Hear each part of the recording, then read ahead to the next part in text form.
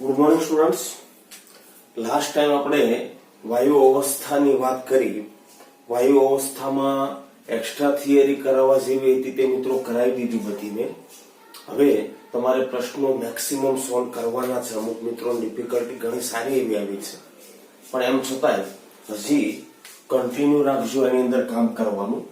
હવે આપણે પી વિભાગની અંદર સમૂહ 13 ની વાત કરવાની છે. સમૂહ 14 ની વાત કરવાની છે, કાર્બન ફેમિલી. બરાબર. સમૂહ 13 તમારે ચાલી ગયો છે. બરાબર. ઝીનીટમાં બોર્ડમાં તો બધું ચાલી ગયું છે તમારે. બરાબર.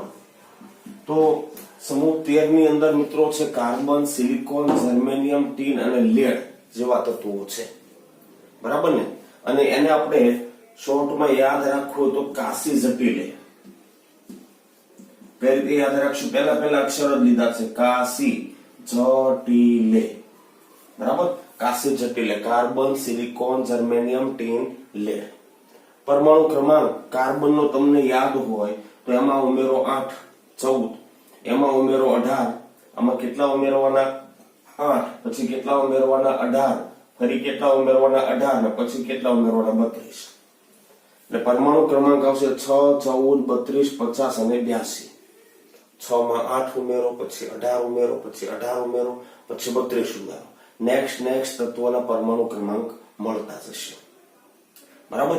ઇલેક્ટ્રોન રચના કાર્બનની helium core 2s2 2p2. Okay. સિલિકોનની નિયોન કોર 3s2 3p2. જર્મેનિયમની આર્ગન કોર 3d10 આવશે, ધ્યાન રાખજો. 4s પહેલા 3d10 ભરાઈ જાય. 3d10 4s2 4p2. બરાબર. ટીનની krypton core 4d10 5s2 5p2. લેડની xenon core 4s14 5d10 4s પણ આવે, એમાં ધ્યાન રાખજો. 6s2 6p2. એટલે આમ ગણી તો ns2 np2 છે. સામાન્ય ઇલેક્ટ્રોન રચના બાહ્યતમ કક્ષાની. બરાબર. સંયોજકતા કક્ષાની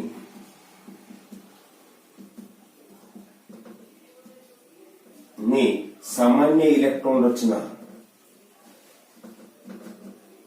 શું થવાની? તો કે ns2 np1. એટલે સંયોજકતા ઇલેક્ટ્રોનની સંખ્યા કેટલી છે? 4. ઓકે.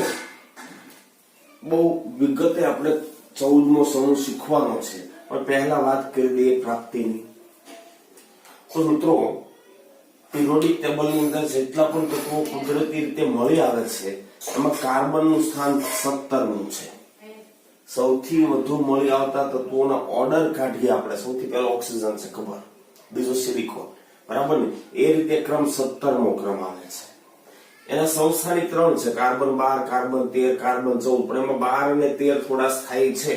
કાર્બન 14 રેડિયો સક્રિય છે. એટલે સતત એના ન્યુક્લિયસમાંથી આલ્ફા બીટા વિકિરણો ઉત્સર્જિત કરે, નવા ન્યુક્લિયસમાં રૂપાંતર પામે. બરાબર ને. એનો અર્ધ આયુષ્ય સમય છે 5770 વર્ષ.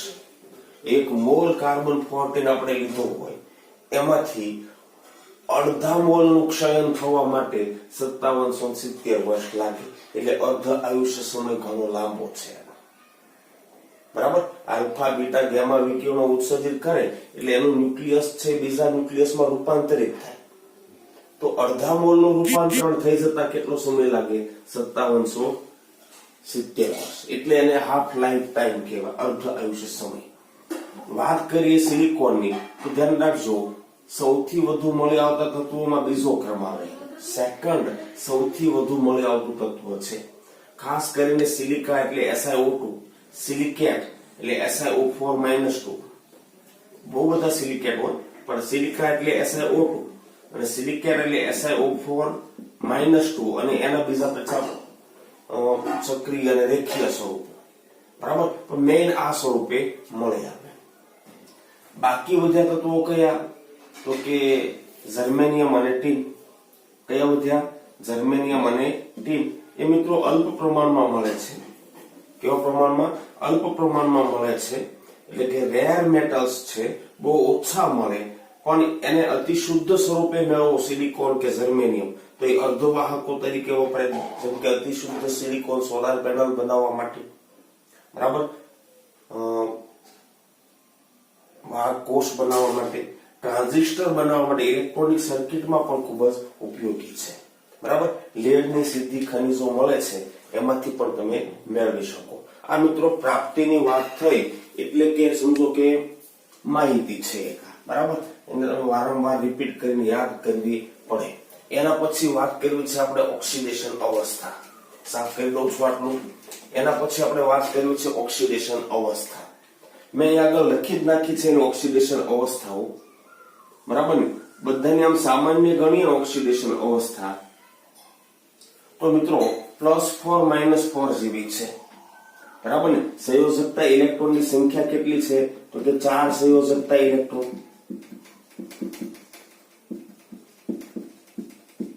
બરાબર, પણ એક વસ્તુ ખરી કે ઉપરથી નીચે તરફ તમે જાઓ, ઉપરથી નીચે તરફ જાઓ એમ નેગેટિવ અથવા તો માઇનસ ઓક્સિડેશન અવસ્થા અથવા તો ઋણ ઓક્સિડેશન અવસ્થા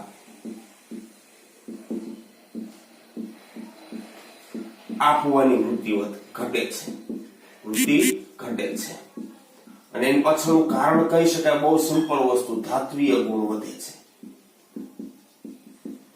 જેમ ધાત્વીય ગુણ વધે મિત્રો એમ મિત્રો નેગેટિવ ઓક્સિડેશન અવસ્થા લેવાની વૃત્તિ ઓછી રહેવાની, આપવાની વૃત્તિ વધારે, બરાબર ને. એટલે -4 ઓક્સિડેશન અવસ્થા છે એની સ્ટેબિલિટી ઉપરથી નીચે તરફ જતા ઘટતી છે.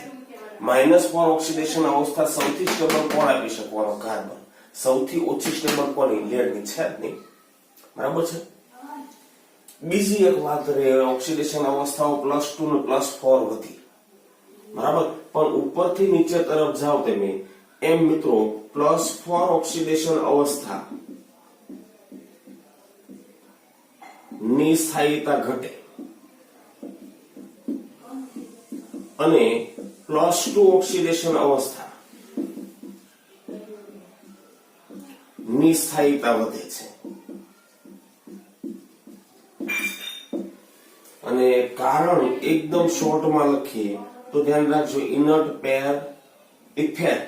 ગુજરાતીમાં એને આપણે કહીશું નિષ્ક્રિય યુગ્મ અસર. નિષ્ક્રિય યુગ્મ અસર, બરાબર ને. તો આ નિષ્ક્રિય યુગ્મ અસર કદાચ તમે પી વિભાગ 13માં સમૂહમાં શીખી ગયા હો, પણ મને બહુ એક્ઝેક્ટ આઈડિયા નથી તમે શીખ્યા કે નથી શીખ્યા, એટલે હું એક વખત જરાક તમને સમજાવી દઉં. છે શું ઇનર્ટ પેર ઇફેક્ટ?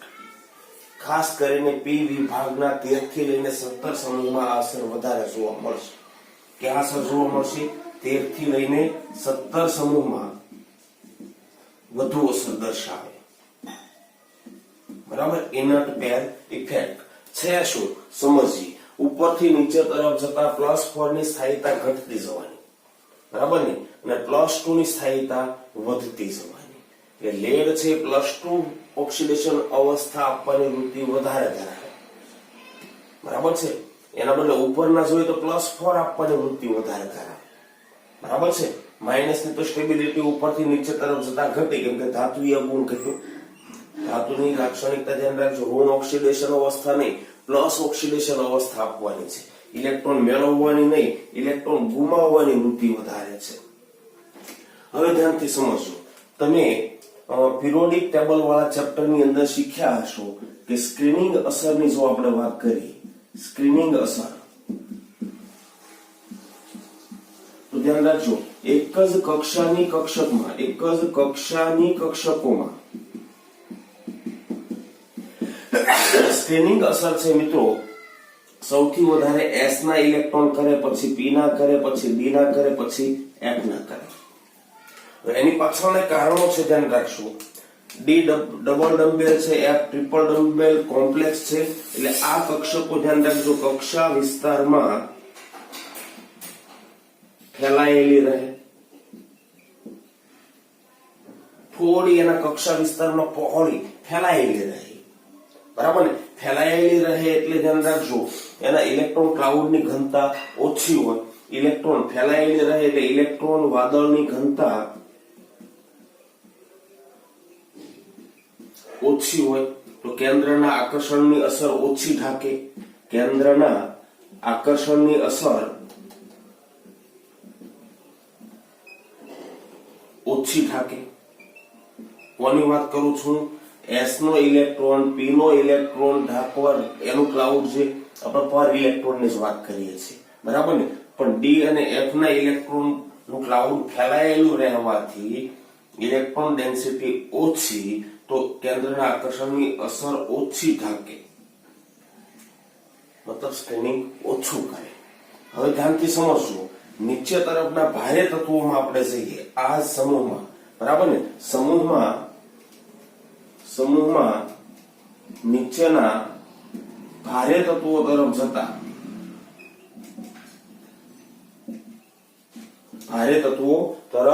જતા ધ્યાન રાખજો, પરમાણુ ક્રમાંક મોટા પ્રમાણમાં વધશે, એટલે કેન્દ્રનો ધન વીજભાર મોટા પ્રમાણમાં વધે. ઇલેક્ટ્રોન, ધ્યાન રાખજો, અહીંયા આગળ 18 જેટલા પ્રોટોન કેન્દ્રમાં વધી ગયા.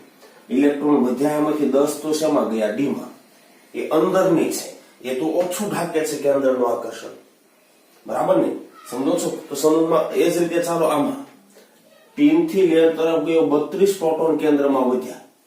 ઇલેક્ટ્રોન 32 વધ્યા છે, પણ એમાંથી 14 એફ માં ગયા, 10 ડી માં ગયા. એ બંનેનું શિલ્ડિંગ ઓછું થાય, કેન્દ્રનું આકર્ષણ ઓછું ઢંકાય.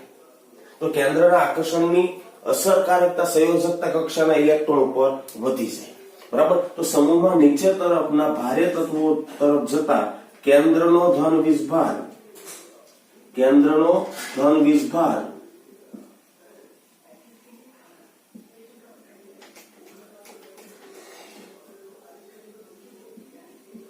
મોટા પ્રમાણમાં વધે.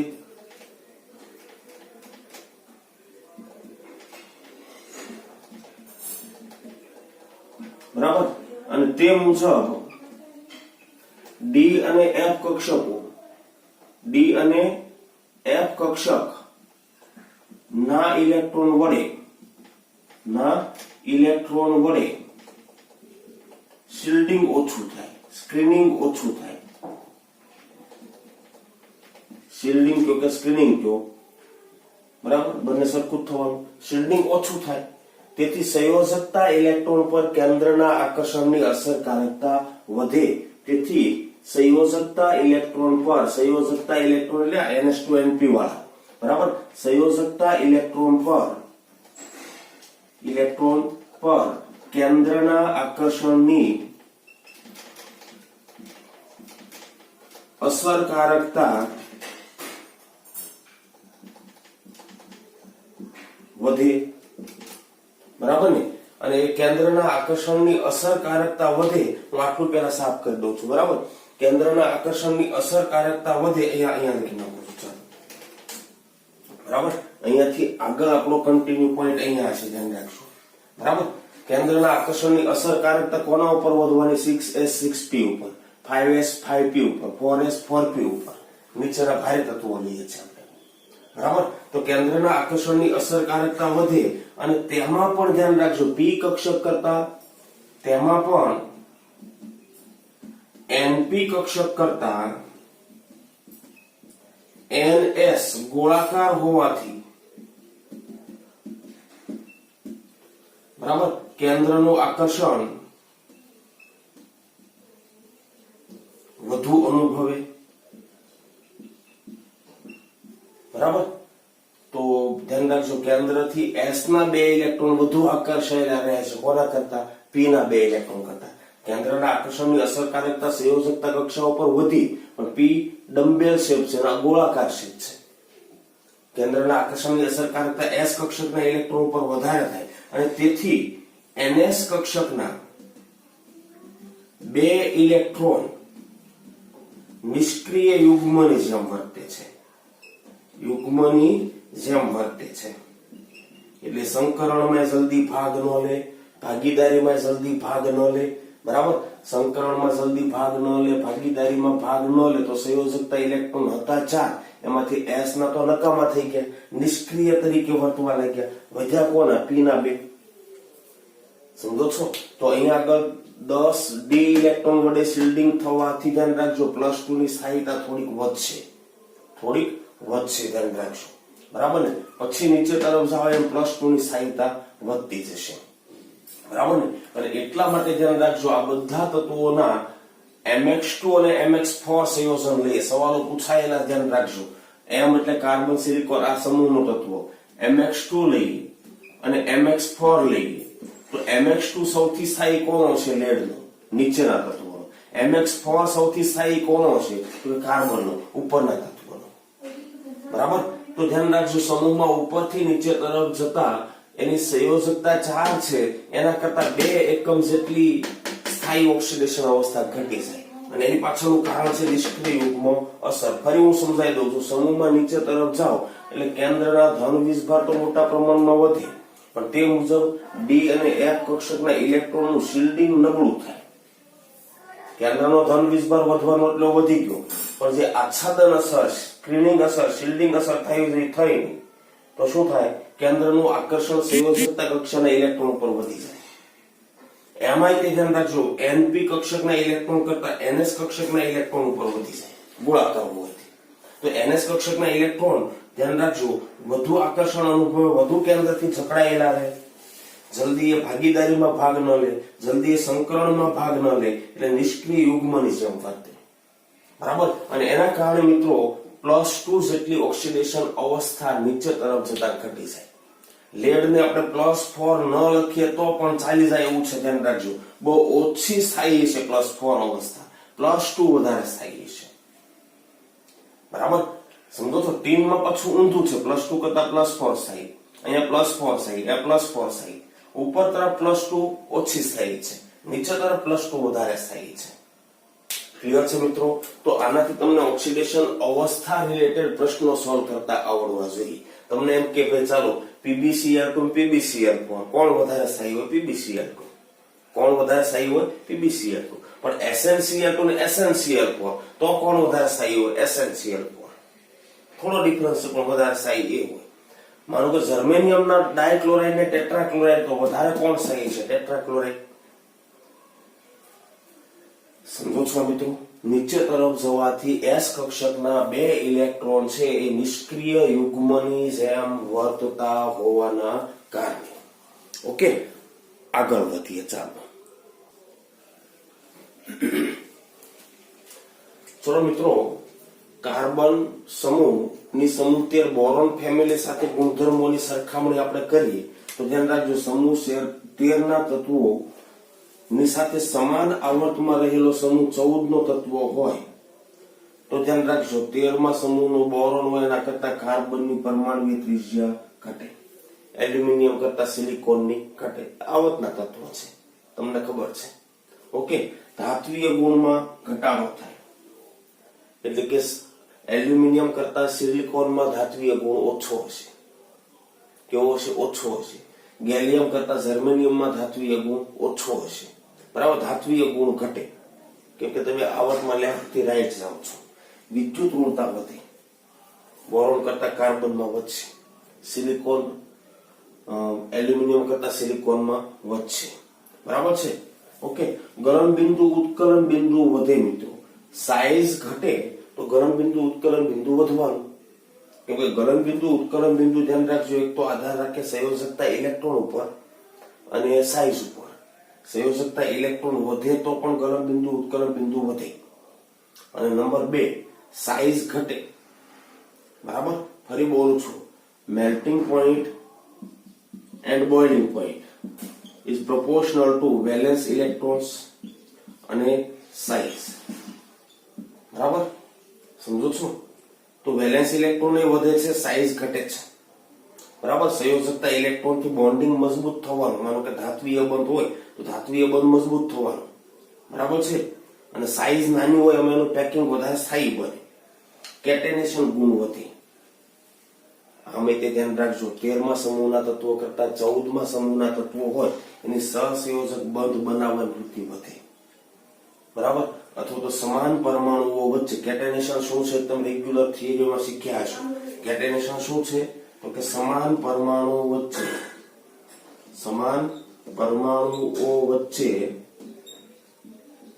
સહસંયોજક બંધ બનાવવાની, હું બહુ શોર્ટમાં સમજાવું છું, સહસંયોજક બંધ બનાવવાની વૃત્તિ.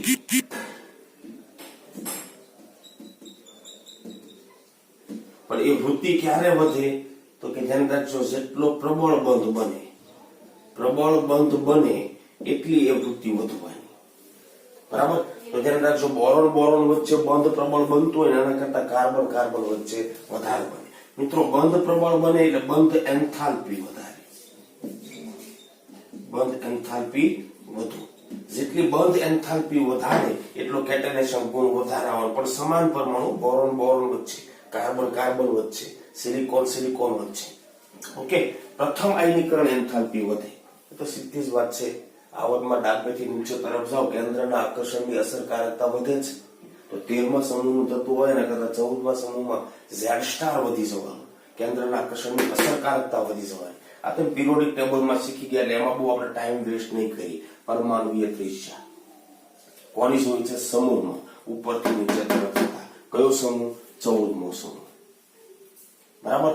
તો શરૂઆતના તત્વોમાં ધ્યાન રાખજો, n બરાબર 2 થી 3 થી 4 પર તમે જાઓ ત્યારે નોંધપાત્ર વધારો થાય પરમાણુય ત્રિજ્યા.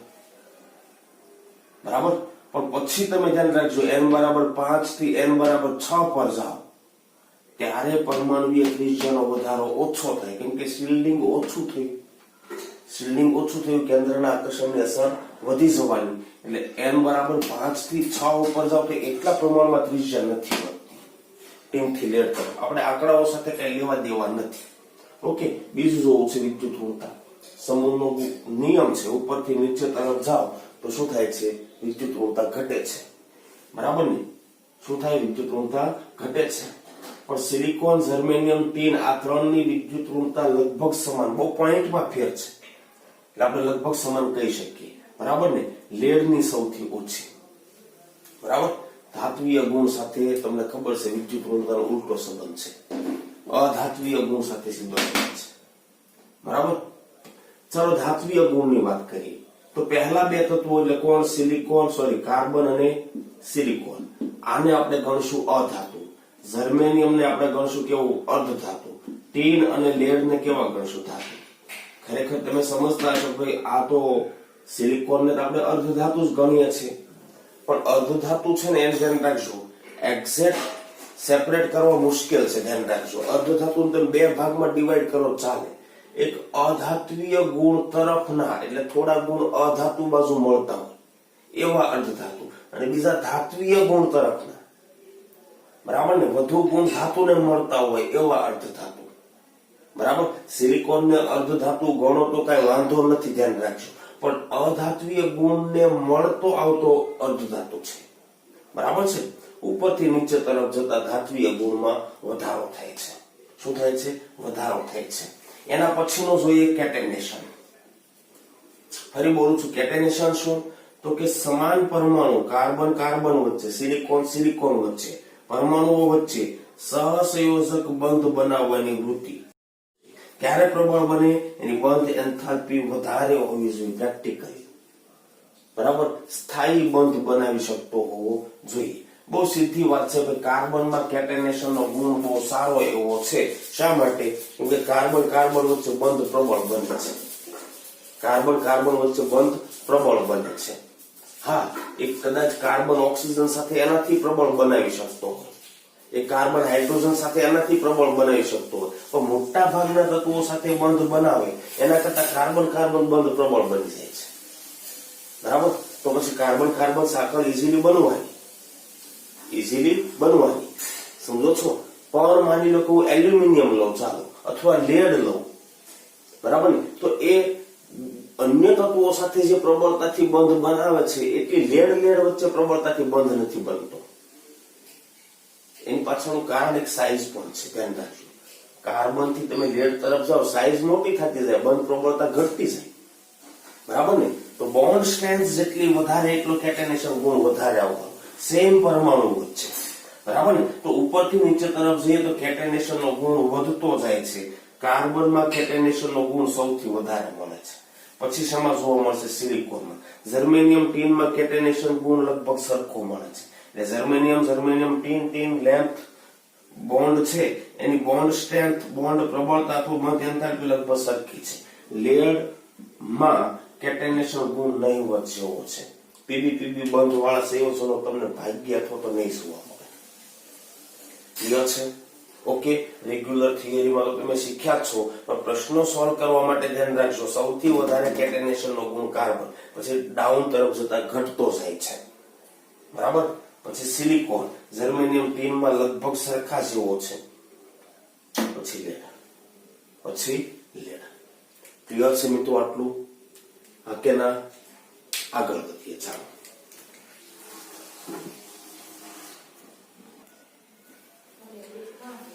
એના પછી મિત્રો આ સમૂહના તત્વોની આયનીકરણ એન્થાલ્પીની સરખામણી કરીએ. જો ખાલી આયનીકરણ એન્થાલ્પી કીધું એટલે આપણે IE1 સમજવાનું, પ્રથમ આયનીકરણ એન્થાલ્પી સમજવાનું. ટોપ ટુ બોટમ ઉપર જઈએ મિત્રો સાઈઝ વધતી જાય છે, બાહ્યતમ કક્ષાનો ક્રમ વધતો જાય છે, તો સીધી વાત છે થોડો આયનીકરણ એન્થાલ્પીનો ઘટાડો થતો જશે. સૌથી વધારે કોની?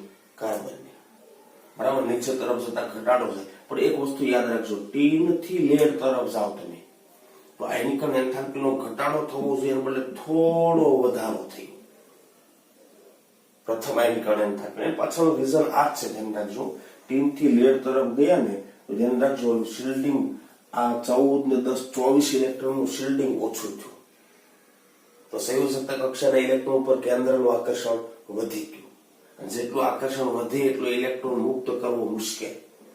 તો મિત્રો ટીન થી લેડ તરફ જતા થોડી આયનીકરણ એન્થાલ્પી વધી જાય છે, બરાબર. આંકડા વાઇઝ જોઈએ તો બહુ મોટો ફેર નથી, ધ્યાન રાખજો. આયનીકરણ એન્થાલ્પીમાં પ્રથમ આયનીકરણ એન્થાલ્પી જોઈએ તો ટીન ની 708 છે અને લેડ ની 715 છે, એટલે એવો કઈ હેવી વધારો ન કહેવાય, પણ થોડો વધારો થાય છે.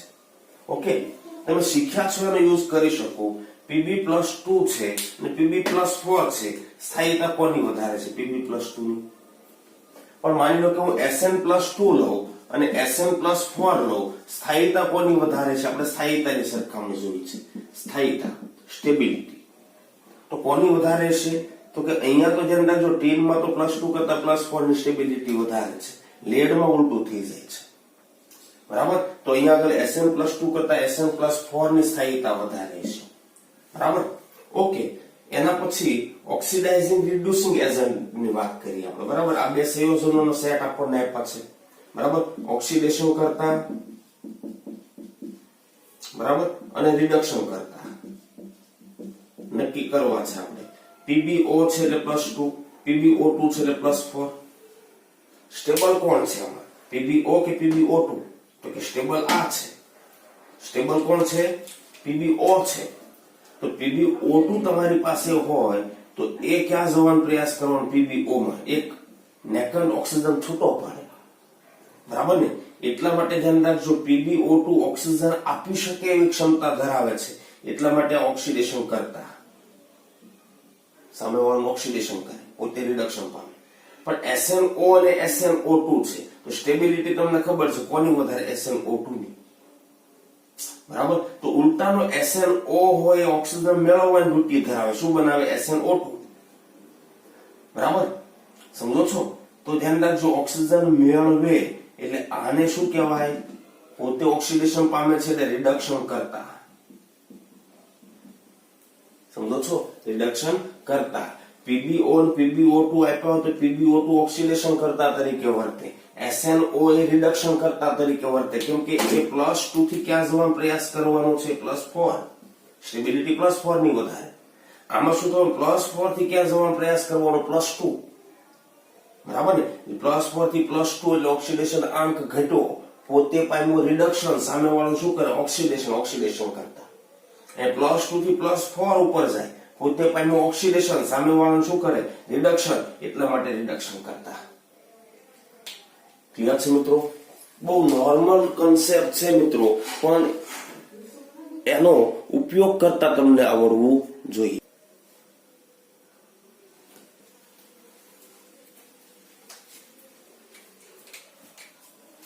તો મિત્રો કેટલીક એની પ્રતિક્રિયાત્મકતા લઈએ 14મા સમૂહના તત્વોની.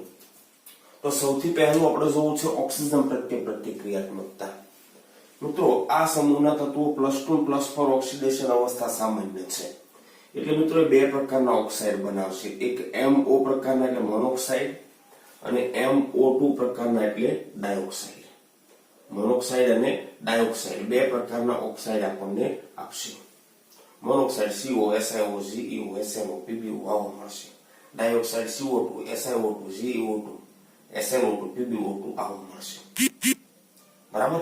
પણ એક વસ્તુ સમજવું કે એક જ તત્વના ઓક્સાઇડની એસિડિક સ્ટ્રેન્થ, એસિડિક પ્રબળતા અથવા એસિડિકતા તત્વના ઓક્સિડેશન આંકના સમપ્રમાણમાં છે.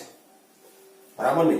ધ્યાન રાખજો, તત્વનો ઓક્સિડેશન આંક જેટલો વધે એટલે માઇનસમાંથી પ્લસમાં થાય, પ્લસમાં પાછો વધારો થાય, તો ધ્યાન રાખજો એ તત્વની વિદ્યુત ઋણતા વધે. અહીંયા આગળ ધ્યાન રાખજો, ઓક્સાઇડમાં આપણે સેન્ટ્રલ એટમ લેવાના છીએ. આ સમૂહના તત્વોને સેન્ટ્રલ એટમ તરીકે લેવાના, એની વિદ્યુત ઋણતા વધે. તમને ખબર છે કે વધુ વિદ્યુત ઋણીય તત્વોના ઓક્સાઇડની એસિડિકતા વધારે હોય.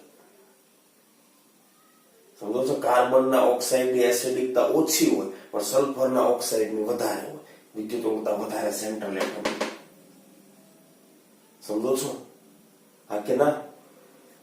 હજી ઉદાહરણ લેવું તો આવું લઈ શકો, બોરોનના ઓક્સાઇડની એસિડિકતા ઓછી છે પણ નાઇટ્રોજનના ઓક્સાઇડની વધારે છે, કેમ કે બોરોન કરતા નાઇટ્રોજનની વિદ્યુત ઋણતા વધારે. તો મિત્રો, જેટલો એ તત્વનો ઓક્સિડેશન આંક વધે એટલા એ તત્વની વિદ્યુત ઋણતા વધવાની, અને વધુ વિદ્યુત ઋણીય તત્વના ઓક્સાઇડની એસિડિક પ્રબળતા વધારે હોય. હું ઓલવેઝ એક સંબંધ હું લઈ શકું કે ધ્યાન રાખજો, એસિડિક પ્રબળતાની જો આપણે વાત કરતા હોઈએ તો ઓલવેઝ ધ્યાન રાખજો MO કરતા MO2 ની એસિડિક પ્રબળતા વધારે હશે. કાર્બન મોનોક્સાઇડ કરતા કાર્બન ડાયોક્સાઇડ, સિલિકોન મોનોક્સાઇડ કરતા સિલિકોન ડાયોક્સાઇડ, બરાબર, PbO કરતા PbO2. ક્લિયર? બીજી પણ તમને ખબર છે કે ઓક્સાઇડની સહસંયોજક લાક્ષણિકતા એના ઓક્સિડેશન આંકના સમપ્રમાણમાં હોય. તમને ફજાનનો નિયમ ખબર છે? ફજાનનો નિયમ ખબર છે, બરાબર ને? જેટલો સેન્ટ્રલ એટમ હોય એનો ઓક્સિડેશન આંક જેટલો વધે એટલી મિત્રો એની ધ્રુવીયકરણ શક્તિ વધે, એટલી એનામાં સહસંયોજક લાક્ષણિકતામાં વધારો થાય. બરાબર? એટલો એમાં સહસંયોજક લાક્ષણિકતાનો વધારો થાય. એટલે કાર્બન મોનોક્સાઇડ કરતા ડાયોક્સાઇડની સહસંયોજક લાક્ષણિકતા વધારે હોય, PbO કરતા PbO2 ની સહસંયોજક લાક્ષણિકતા વધારે હોય. ક્લિયર છે? હા, એક ખરું કે ટોપ ટુ બોટમ તમે જાઓ, ધાત્વીય ગુણ વધવાનો એટલે કે વિદ્યુત ઋણતામાં શું થવાનું? ઘટાડો થવાનો. તો એસિડિક ગુણમાં ઘટાડો થવાનો, એક ક્રમ જોવા મળશે. બરાબર ને? દાખલા તરીકે CO2 SiO2 એસિડિક છે, જર્મેનિયમ અને ટીનના ઓક્સાઇડ ઉભય ગુણ એમ્ફીટેરિક, એટલે સમજો ને, એસિડ સાથે બેઝ તરીકે વર્તે, બેઝ સાથે એસિડ તરીકે વર્તે, એમ્ફીટેરિક છે. PbO2 છે એ બેઝિક અને કેટલીક વખત ઉભય ગુણી પણ કીધું છે. કેવું કીધું છે? ઉભય ગુણી. થોડી બેઝિક તરફની ઉભય ગુણની લાક્ષણિકતા છે, બરાબર? એસિડ સાથે પણ પ્રક્રિયા કરે, બેઝ સાથે પણ કરે. આ માત્ર બેઝ સાથે ક્ષાર આપશે, ધ્યાન રાખજો. કાર્બન મોનોક્સાઇડ તટસ્થ છે, ઉપર તરફ જાઓ એટલે શું થવાનું? એસિડિક લાક્ષણિકતા ઘટતી જાય. પણ ધ્યાન રાખજો, બધા બાકીના કેવા છે? ઉભય ગુણી. કમ્પ્લીટ બેઝિક ગુણ તો આવતો નથી, કમ્પ્લીટ બેઝિક ગુણ આવતો નથી, ઉભય ગુણી છે. ક્લિયર છે? આ કે ના? મિત્રો, તમે ફજાનનો નિયમ ચોક્કસથી જાણતા હશો તમે, બરાબર ને? કોઈ સંયોજન હોય, માની લો કે આયનીય સંયોજન છે, બરાબર? ધન આયનનો ધન વિષભાર વધતો જાય તો ઓક્સિડેશન આંક વધે, ઋણ આયનનો ઋણ વિષભાર વધતો જાય, બરાબર ને? એમ સહસંયોજક લાક્ષણિકતા વધે. ધન આયન જેટલો નાનો થતો જાય, ઋણ આયન જેટલો મોટો થતો જાય, એટલું ધ્રુવીયકરણ વધારે થાય, એટલી સહસંયોજક લાક્ષણિકતા વધે. તો એમાંનો મેં એક પોઈન્ટ લીધો છે, ઓક્સિડેશન આંક. ક્લિયર? નેક્સ્ટ પોઈન્ટ છે મિત્રો આપણો પાણી પ્રત્યે પ્રતિક્રિયાત્મકતા. મિત્રો, ખાલી થિયરી પૂરતું થિયરી નહીં જોતા, વારંવાર રિપીટ કરો તમે, બરાબર? પ્રશ્નોને સોલ્વ કરવામાં ક્યાં ક્યાં આપણે એપ્લાય કરી શકીએ આ જોવાનું છે આપણે, બરાબર? ઓકે. પાણી પ્રત્યે પ્રતિક્રિયાત્મકતા. મિત્રો, કાર્બન, સિલિકોન, જર્મેનિયમ છે એ પાણી સાથે પ્રક્રિયા ન કરે, નથી કરતા. પણ હા, ટીન હોય એ પણ ઠંડા પાણી નહીં પણ પાણીની વરાળ સાથે પ્રક્રિયા કરે, Sn plus 2H2O શું મળશે? SnO2 plus H2 વરાળ એટલે ડેલ્ટા. બરાબર છે. Pb છે, Pb પર પાણીની અસર ન થાય, પ્રક્રિયા નથી કરતો એમ નથી કહેતો, ધ્યાન રાખજો, અસર ન થાય, કારણ કે ઓક્સાઇડ આવરણ બનાવે. હું તમને સમજાવું. માની લો કે Pb હોય, Pb શું છે? Pb છે, બરાબર ને? H2O ના સંપર્કમાં આવે, થોડુંક જો હવા સંપર્કમાં આવી જાય તો શું બનવાનું? PbO2 પ્લસ શું મળવાનું? H2. બરાબર? ખ્યાલ આવશે? હવા સંપર્કમાં ન આવે તો પણ થઈ જાય, બરાબર ને? અહીંયા 2 લઈ લો, 2H2 મળી જાય. મિત્રો આ PbO2 છે એ તો અદ્રાવ્ય છે. માનો કે લેડની પાઇપમાંથી પાણી તમે વહેવડાવો છો ઓક્સિજનની હાજરીમાં તો PbO2 બનવાનું, પણ PbO2 અદ્રાવ્ય છે, ધ્યાન રાખજો. અદ્રાવ્ય અને સખત, અદ્રાવ્ય અને સખત, બરાબર ને? માની લો કે હું પાઇપમાંથી પાણીને વહેવડાવું છું તો પાઇપની જે સરફેસ હોય એના ઉપર PbO2 નું આવરણ લાગી જાય. હવે કદાચ એમાંથી પાણી પસાર થાય તો લેડના સંપર્કમાં પાણી નહીં આવે. કોના સંપર્કમાં આવશે? PbO2 ના. એટલે પ્રોટેક્ટિવ લેયર બનાવી દે, રક્ષણાત્મક આવરણ બનાવી દે, ઓક્સાઇડનું આવરણ બનાવે, ધ્યાન રાખજો. અને એટલે હું એમ નહીં કહું, ધ્યાન રાખજો, લેડની પાણી સાથે પ્રક્રિયા થતી નથી, થાય છે, પણ લેડ ઉપર પાણીની અસર નથી થતી, કેમ કે ઓક્સાઇડનું આવરણ બની જાય. ઓક્સાઇડનું આવરણ બની જાય. અને એ પાછું ધ્યાન રાખજો, રક્ષણાત્મક આવરણ છે, બરાબર ને? તો આ રીતે પાણી સાથે પણ પ્રતિક્રિયાત્મકતા આપણે સમજાવી શકીએ. કોની સાથે? પાણી સાથે. મિત્રો આપણે શીખ્યા એના ઉપરથી એક પ્રશ્ન આપણે સોલ્વ કરવાનો છે. પ્રશ્ન બહુ ઇમ્પોર્ટન્ટ છે, પૂછાયેલો છે, ધ્યાન રાખજો. શા માટે CO2 એ વાયુ છે, કાર્બનનો ડાયોક્સાઇડ, જ્યારે SiO2 એ ઘન છે, સિલિકોનનો ડાયોક્સાઇડ? બંનેના ડાયોક્સાઇડ જ છે, પણ એક તમને વાયુ સ્વરૂપ મળે છે ને એક ઘન સ્વરૂપ મળે છે. ડાયોક્સાઇડ તો સમૂહના તત્વોના બધાના હતા, કાર્બનનો ડાયોક્સાઇડ છે વાયુ સ્વરૂપ છે, બરાબર ને? એની પાછળનું કારણ જો આપણે જોઈએ ને તો ધ્યાનથી સમજો. CO2 એ ધ્યાન રાખજો આણ્વીય સ્વરૂપે હોય. કયા સ્વરૂપે હોય? આણ્વીય સ્વરૂપે હોય, બરાબર? જ્યારે SiO2 એ ત્રિપરિમાણીય જાળીદાર રચના ધરાવે છે, બરાબર ને? બીજી રીતે જો આપણે સમજીએ તો કાર્બનના અણુઓ મુક્ત રહેવાના અણુઓ સ્વરૂપે છે. જ્યારે SiO2 છે એમાં ધ્યાન રાખજો સિલિકોન સાથે ઓક્સિજન સહિયારા હશે, બરાબર ને? ખ્યાલ આવે છે?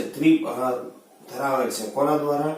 SiO2 એ સહિયારા ઓક્સિજન દ્વારા, એમ લખજો, સહિયારા બે સિલિકોન વચ્ચે, સહિયારા ઓક્સિજન પરમાણુ વડે અથવા તો O વડે,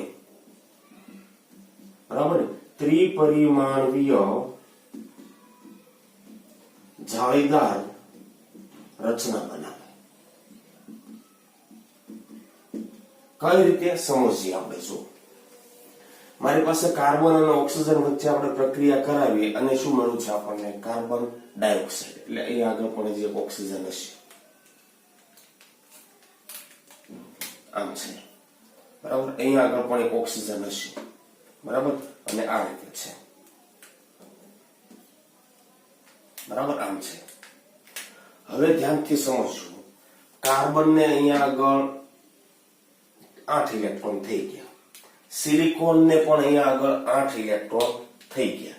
તો પછી આ જેમ CO2 અણુ બનાવે આ પણ SiO2 અણુ બનાવે. તો બંને આણ્વીય સ્વરૂપે મુક્ત હોવા જોઈએ. આણ્વીય સ્વરૂપે CO2 એ આણ્વીય સ્વરૂપે મુક્ત હોય,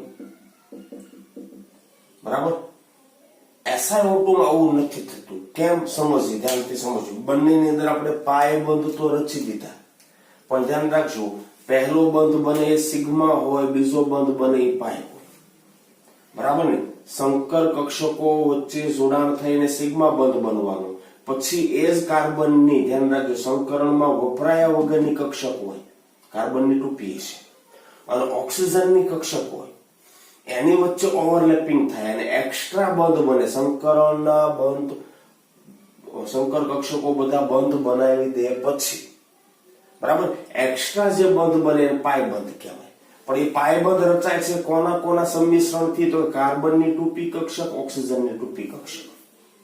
2p મતલબ સેમ સાઈઝ, નજીકની સાઈઝ, બરાબર ને? સંમિશ્રણની માત્રા વધારે, બરાબર ને? સમજો છો? CO2 માં 2p કક્ષક માં સંમિશ્રણની માત્રા વધારે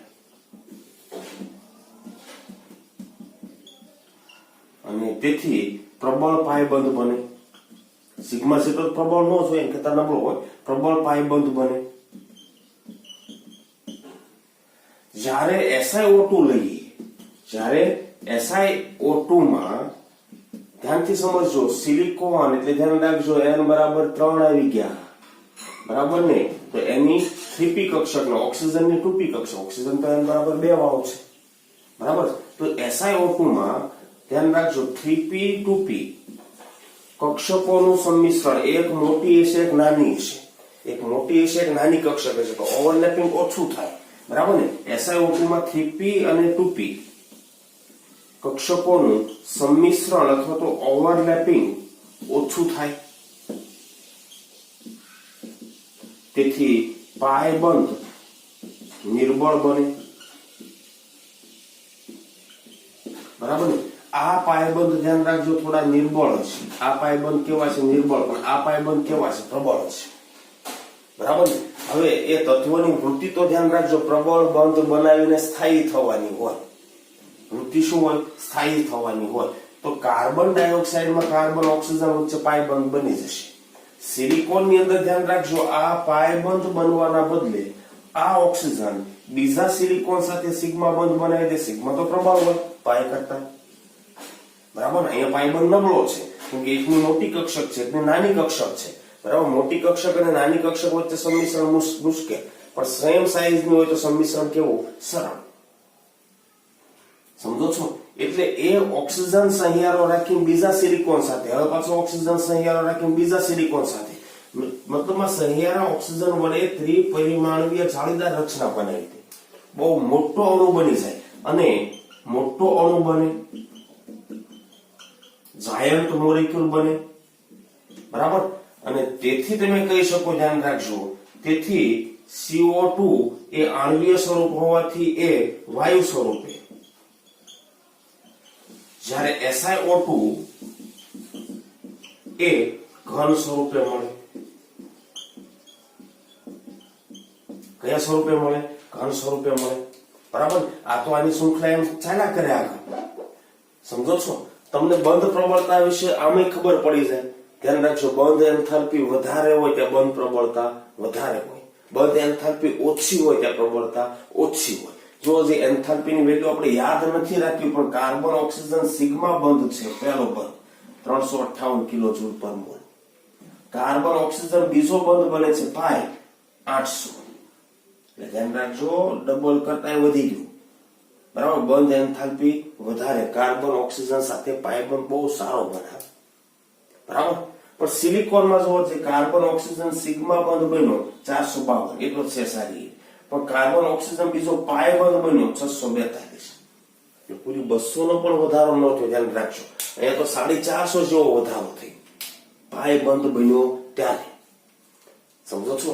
તો ધ્યાન રાખજો, જોડાણ દરમિયાન, બંધ નિર્માણ દરમિયાન જેટલી ઉર્જા વધુ છૂટી પડી, બંધ એન્થાલ્પી વધારે, એટલી સ્ટેબિલિટી વધારે આવે, બરાબર? સેન્ટ્રલ એટમ કાર્બન અને સિલિકોન છે, સ્ટેબિલિટી લાવવાનો પ્રયાસ કરશે, બરાબર ને? સમજો છો? જ્યાં આગળ ઉર્જા ખર્ચ કરવી પડતી ઓછી થવી જોઈએ, છૂટી પડે એ વધારે થવી જોઈએ, એ પ્રોસેસ તરફ જાય, બરાબર ને? તો બીજો પાયબંધ બનાવવાનું વલણ એ નહીં ધરાવે, કેમકે ત્યાં તો બેનિફિટ 200 નો જ થયો, 190 નો જ થયો. પણ જો એ સિલિકોન અગલ બગલ વાળા બીજા ઓક્સિજન સાથે જોડાણ કરી દે, આ પાયબંધ નહીં બનાવે, ઓક્સિજન સાથે જોડાણ કરી દે, તો અહીંયા આગળ 452, અહીંયા પણ 452. જો એ પાયબંધ બનાવ્યો તો પહેલો બંધ બન્યો ત્યારે 452, પછી 190, લોસ નો ધંધો. બરાબર ને? એટલા માટે સિલિકોન છે, ધ્યાન રાખજો, ઓક્સિજન સહિયારા રાખી ત્રિપરિમાણીય જાળીદાર રચના બનાવી દે. કેવી રચના બનાવી દે? ત્રિપરિમાણીય જાળીદાર રચના બનાવી દે. માટે CO2 છે ગેસિયસ છે, ધ્યાન રાખજો, અને SO2 છે સોલિડ છે. મિત્રો ક્લિયર છે? આવા તો બહુ બધા પ્રશ્નો ધ્યાન રાખજો, કન્સેપ્ટ વાઇઝ તમે સોલ્વ કરી શકો આની અંદર. બરાબર? હા, હજી વધારે આપણે આ સમૂહ વિશે આગળના લેક્ચરમાં જોઈશું. અહીંયા આગળ આપણે અટકીએ છીએ. માત્ર ઓક્સિજન અને પાણી સાથેની પ્રતિક્રિયાત્મકતાની આપણે વાત કરી છે. ઓકે, તો અહીંયા આગળ મિત્રો આપણે અટકીએ.